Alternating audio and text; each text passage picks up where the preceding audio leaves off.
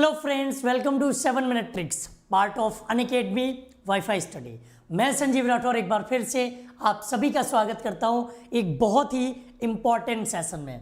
Last session में मैंने आपसे पूछा था कि आपको कौन से टॉपिक पर अगला सेशन चाहिए और आपने चूज किया मॉडल वर्ब को, तो मैं आपके लिए लेकर आया हूं मॉडल वर्ब पर एक इम्पॉर्टेंट सेशन। आप सभी लोग जानते हो कि मॉडल वर्ब की संख्या टोटल कितनी होती है?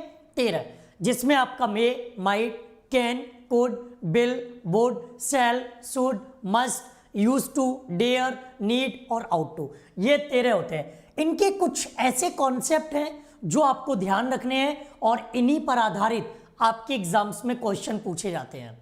बचपन में जब हम पढ़ते हैं तो महीनों हमें मॉडल वर्ब पढ़ाए जाते हैं। मे का यूज़ हम कब कर सकते हैं, सेल का यूज़ हम कब कर सकते हैं, शुड का यूज़ हम कब करेंगे, कैन का यूज़ हम कब करेंगे, यूज टू का यूज़ कब करेंगे।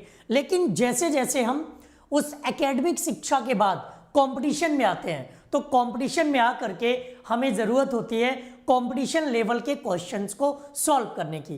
केवल और केवल वो कॉन्सेप्ट जो हमारे लिए कंपटीशन लेवल पे इंपॉर्टेंट हो, उन्हीं को हमें जज करना है। तो मैं आपको बताऊंगा कि मॉडल वर्ब के कौन से कुछ पॉइंट्स आपको याद रखने हैं। सबसे पहला वो पॉइंट आपको याद रखना है कि जब भी आपके सामने कोई मॉडल वर्ब आए तो मॉडल वर्ब के साथ आपको हमेशा वर्ब की फर्स्ट फॉर्म यूज करनी है। कोई भी मॉडल वर्ब हो, कैन हो, कुड हो, शैल हो, शुड हो, विल हो, वुड हो, कैन, कोई भी आ जाए, मॉडल वर्ब के साथ हमेशा आपको वर्ब की फर्स्ट फॉर्म का यूज करना है। जैसे हमने लिखा we can go to temple, हम मंदिर जा सकते हैं। आप कभी ऐसे नहीं कर सकते कि we could went to temple. जब भी हम बात करेंगे किसकी, मॉडल वर्ब की, तो जनरल केस में मॉडल वर्ब के साथ हमेशा हमेशा वर्ब की फर्स्ट फॉर्म यूज होगी। तो ये वाला सेंटेंस आपका कैसा सही, ये पहला पॉइंट आपको याद रखना। न वर्ब की ऐसे यस फॉर्म, न वर्ब की सेकंड और थर्ड फॉर्म, केवल और केवल मॉडल वर्ब के साथ वर्ब की फर्स्ट फॉर्म आएगी। अब सवाल उठता है क्या हमेशा मॉडल वर्ब के साथ वर्ब की फर्स्ट फॉर्म ही आएगी? तो जवाब है नहीं। कुछ ऐसी कंडीशंस भी हैं जब मॉडल वर्ब के साथ हम वर्ब की फर्स्ट फॉर्म का यूज भी करते हैं। कैसे? थर्ड फॉर्म का यूज भी करते हैं। अगर कोई मॉडल वर्ब आपके सामने है और मॉडल वर्ब के साथ बी लगा है तो इसके साथ आती है वर्ब की थर्ड फॉर्म।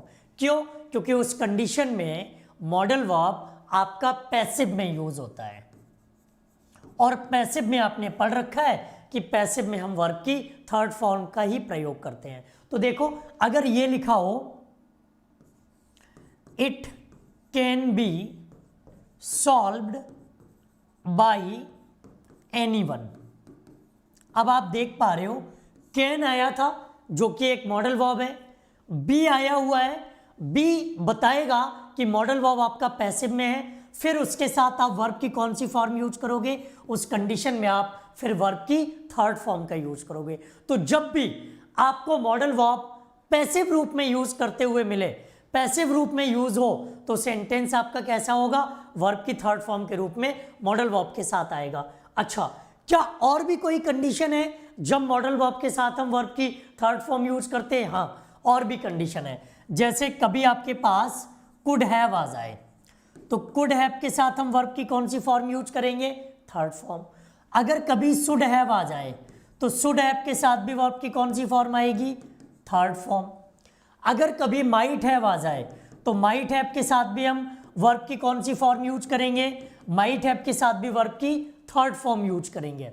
अगर हम आपसे बात करें वुड हैव तो इसके साथ भी हम वर्ब की कौन सी फॉर्म यूज करेंगे? थर्ड फॉर्म, क्योंकि ये मॉडल वर्ब का पास्ट यूज होता है। सबसे ज्यादा क्वेश्चन इसी पर आधारित होते हैं, इसी रूल से पूछे जाते हैं, तो इस रूल का आप ज्यादा ध्यान रखें। ठीक है, तो कुड हैव के साथ वर्ब की थर्ड फॉर्म, शुड हैव के साथ वर्ब की थर्ड फॉर्म, माइट हैव के साथ वर्ब की थर्ड फॉर्म और वुड हैव के साथ वर्ब की थर्ड फॉर्म। तो एग्जांपल देखिए, जैसे हमने लिखा we should have completed our homework, यहां पर आपके साथ शुड हैव आया था और शुड हैव के साथ हमने वर्ब की कौन सी फॉर्म यूज की है, थर्ड फॉर्म। अगर मॉडल वर्ब अकेले यूज हो तो वर्ब की फर्स्ट फॉर्म, बी आ जाए तो पैसिव में होगा वर्ब की थर्ड फॉर्म। कुछ एक ऐसी कंडीशन है जब हैव का यूज करते हैं तब उस कंडीशन में वर्ब की थर्ड फॉर्म का यूज करेंगे। किसका यूज करेंगे, थर्ड फॉर्म। बाकी कहीं भी वर्ब की थर्ड फॉर्म का यूज नहीं होता है, इसे आप ध्यान रख रहे हैं। अब इस लेवल के क्वेश्चन नहीं आते एसएससी डिफेंस बैंक के एग्जाम्स में कि मॉडल वर्ब में कैन का यूज कहां कहां कर सकते हैं, मे का यूज कहां कहां कर सकते हैं, माइट का यूज कहां कहां कर सकते हैं। ऐसे क्वेश्चन अब एग्जाम्स में नहीं आते। अगर आप उन चीजों को पढ़ रहे हो या उन चीजों पर अपना वक्त बर्बाद कर रहे हो तो उनसे बाहर निकलो। वो आपके एग्जाम के लेवल की चीजें नहीं है, वो आपके एग्जाम्स में नहीं आने वाली। एक और कंडीशन जो आपको ध्यान रखनी है, जो कि हमने आपको सेंटेंस इंप्रूवमेंट में भी बताई थी, कि जब भी आपके पास लेस्ट आएगा इसका मतलब होता है कहीं ऐसा ना हो कि। लेस्ट का मीनिंग क्या होता है, लेस्ट का मीनिंग होता है कहीं ऐसा ना हो कि।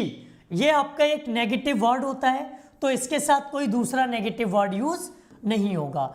एक अच्छी बात यह है, मॉडल वर्ब का बहुत बड़ा हिस्सा है ये, क्योंकि इसके साथ सब्जेक्ट किसी भी नंबर या पर्सन का हो, सब्जेक्ट सिंगुलर हो, प्लूरल हो, फर्स्ट पर्सन हो, सेकंड पर्सन हो, हेल्पिंग वर्ब के लिए हमेशा शुड का ही यूज करेंगे। हमने लिखा move fast लेस्ट you should miss your train, you should miss your train.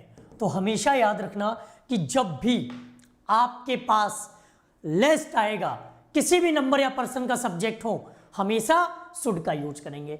मेरी क्लासेस के पीडीएफ आपको टेलीग्राम पर मिल जाएंगे। टेलीग्राम का नाम है संजीव सर इंग्लिश अनअकैडमी। अगर आप इस टेलीग्राम को ज्वाइन करते हो तो आपको मेरी क्लासेस के लिंक, क्लासेस का पीडीएफ, सारी चीज़ें आपको मिलती रहेंगी। आज के लिए इतना ही, मिलते हैं नेक्स्ट और नए वीडियो में। तब तक ध्यान रखिए, पढ़ते रहिए, मेहनत करिए, जुड़े रहिए हमारे चैनल के साथ और भी बहुत सारी क्लासेस के लिए। थैंक यू, जय हिंद।